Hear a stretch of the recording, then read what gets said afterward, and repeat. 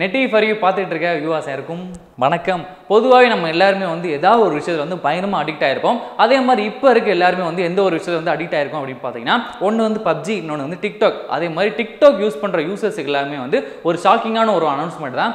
என்ன அப்படின்னு பார்த்தீங்கன்னா, சுப்ரீம் கோர்ட்டில் வந்து இனிமேல் இந்தியா ஃபுல்லாக வந்து டிக்டாக் வந்து பேன் பண்ணுறோம், யார் வந்து யூஸ் பண்ணக்கூடாதுன்னு சொல்லிட்டு ஒரு அனௌன்ஸ்மெண்ட் கொடுத்துருக்காங்க.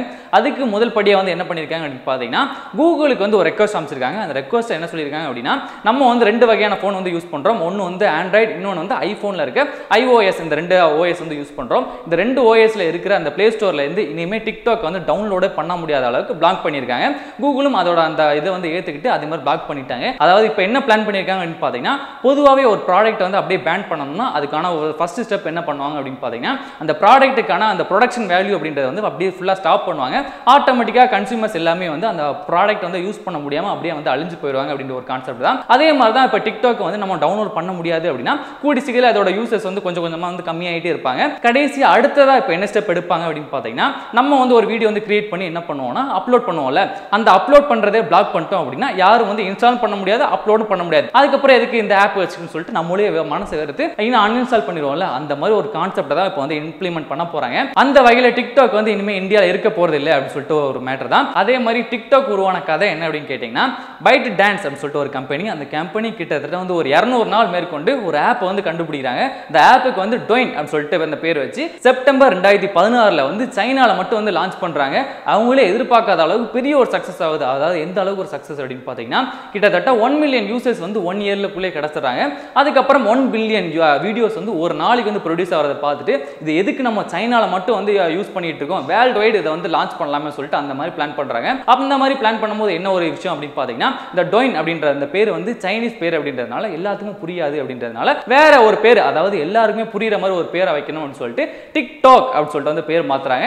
அப்படி மாத்தி செப்டம்பர் 2017 வந்து வேர்ல்டு வைடு அதாவது டிக்டாக் வந்து லான்ச் ஆகுது. அப்படி கொஞ்சம் கொஞ்சமா போயிட்டு இருக்கும்போது அந்த டிக்டாக் வந்து பெரிய ஒரு காம்படிஷனா என்ன இருந்துச்சு அப்படின்னு பார்த்தீங்கன்னா, மியூசிக்கலி ஆப் வந்து இருந்துச்சு. அதனால டிக்டாக் வந்து என்ன பண்றாங்க அப்படின்னு பார்த்தீங்கன்னா, மியூசிக்கலி எப்படியாச்சும் நம்ம விலை கொடுத்து வாங்கி பார்ட்னர்ஸை மாத்திட்டோம் அப்படின்னா நம்ம தானே வந்து ராஜா அப்படின்னு சொல்லிட்டு டிக்டாக் வந்து அந்த மியூசிக்கலி வந்து வாங்கிட்டாங்க. எந்த ஒரு காசு கொடுத்து வாங்கியிருக்காங்க அப்படின்னு பார்த்தீங்கன்னா, 1 பில்லியன் அந்த அளவுக்கு அந்த டாலர்ஸ் கொடுத்து காசு கொடுத்து வாங்கியிருக்காங்க. அந்த மாதிரி வாங்கினதுக்கு அப்புறம் இப்போ ஃபுல்லா வந்து ராஜானா யாரு, அதாவது டிக்டாக் தான். இந்த டிக்டாக் வந்து வேர்ல்டு வைடு லான்ச் பண்ணதுக்கு அப்புறமே வந்து கிட்டத்தட்ட 3 மாசத்துலயே வந்து மொபைல் ஆப்ஸ் எல்லாத்துலயுமே வந்து நம்பர் 1, அதாவது நிறைய பேர் யூஸ் பண்ற ஒரு ஆப் அப்படின்ற ஒரு கேட்டகரியில ரேங்க் நம்பர் 1ல வருது. அந்த அளவுக்கு பெரிய ஒரு சாதனை. அதே மாதிரி ஜூலை 2018 வந்து என்ன ஒரு ரெக்கார்ட் பண்ணுது அப்படின்னு பாத்தீங்கன்னா, ஒரு ஆப் வந்து 500 மில்லியன் அதாவது யூசர்ஸ் வந்து வச்சிருக்காங்க சொல்லிட்டு அந்த மாதிரி ஒரு ரெக்கார்டு.